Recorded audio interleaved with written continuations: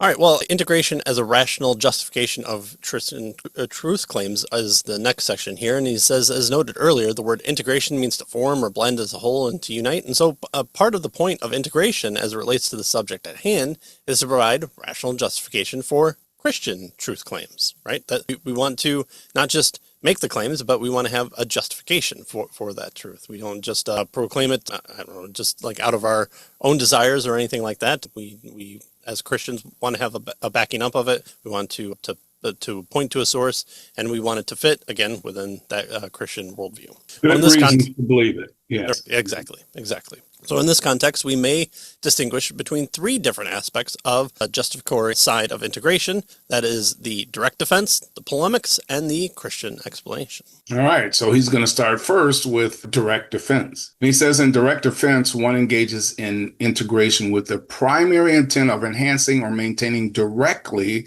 the rational justification of Christian, or some proposition taken to be explicit within or entailed by Christian theism. For instance, something like abortion is wrong, right? So he says there are two basic forms of direct defense, one negative and one positive. The less controversial of the two is negative direct defense, where one attempts to remove potential defeaters of Christian theism. So that's negative, right? There's a defeater, and we attempt to argue that defeater is wrong. We attempt to remove it. So he says, if you have justified belief regarding some proposition P, for instance, a defeater then is something that weakens or removes the justification that you may have had for proposition P, right? So that's a defeater. That's a direct defense, and he calls that a defeater. Right.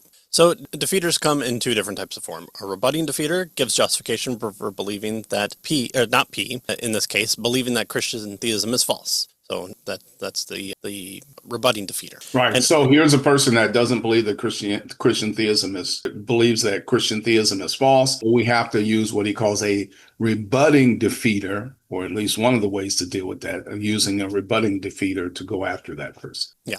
And an undercutting defeater does not give justification for believing not P, but rather seeks to remove or weaken justification for believing P in the first place. Critiques of the arguments of God's existence are examples of undercutting defeaters. And then by contrast, a positive direct defense is an attempt to build a positive case for Christian theism. Arguments for the existence of God, objective morality, the existence of the soul, the value of nature, of virtue, ethics, and the possibility of knowing the knowability of miracles are examples of positive direct defense of Christian theism. And I'm sorry to bring this one up again, but the 5 Views of Apologetics book that I tend to harp on here as a good example, pretty much in every other book that we talk about, that idea comes through a lot with those ones. In fact, Frame takes the presuppositional approach, and I forget the gentleman's name who takes the reformed epistemology approach. And there, the type of evidence is Frame tends to make more of a positive case, where the reformed epistemology tends to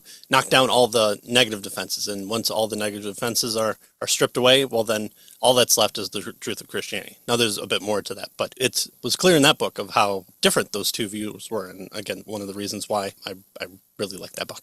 Yeah. Good. All right. So that's direct defense with regard to, rational justification of Christian truth. The next one is polemics. And he says in polemics, one seeks to criticize views that rival Christian theism in one way or another. And so in polemics here, he says the focus is not on providing evidence for or responding to objections against Christian theism, but rather the focus is on providing defeaters of both kinds for alternatives to Christian theism. So critiques, for instance, of scientific naturalism are examples of polemics, right? So here in polemics, we go after the other side is basically what he's looking at. Right. So it's not a defense of Christianity. It's your position is not correct kind of thing. Right.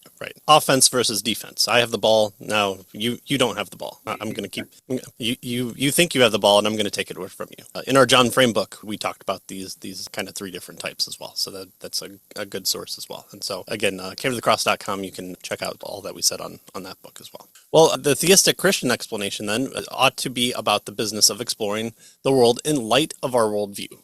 Okay, we have this belief, all our enemies are vanquished before us, and now we're left to do what? Well, We have the whole world. We have the whole universe. We have our own minds. We have new technologies and new advanced civilizations to set forth and to boldly go where no one has gone before. I'm pretty sure I'm the first person to come up with that. We'll patent that. Exactly. I think there's $1 million idea in there. I just won't have J.J. Abrams take over any part of it. I digress. So we're Christian theists, and we go out into the world and explore the world in light of our worldview, and more specifically on using their theistic beliefs and explanations of various facets of the world. Put differently, we should seek to solve intellectual problems and shed light on areas of puzzlement by utilizing the explanatory power of our Christian worldview. But the world is plunged in sin. We have Jesus. Great.